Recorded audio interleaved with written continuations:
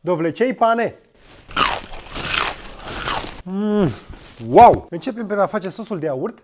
Tocăm și ierburi aromatice. Eu am folosit mărar și pătrunjel. Adăugăm în bol. Dăm și castravetele pe răzătoare. Îl stoarcem bine de apă. Îl punem în bol. Curățăm niște usturoi. Pisăm usturoiul. Nu uitați să adăugați sare, piper, după care să amestecați. Tăiem dovlecelul felii subțiri. Punem dovlecei în apă. Adăugăm făina. Punem dovlecei. Amestecăm bine. Punem înapoi în apă. Punem dovlecei înapoi. Îi acoperim cu făină pe rând. Și repetăm procesul până când terminăm dovlecei. Scuturăm bine dovlecei de făină. Băgăm dovlecei la prăjit. Uitați cât de frumos arată și nici măcar nu este gata. Trebuie să-i întoarcem.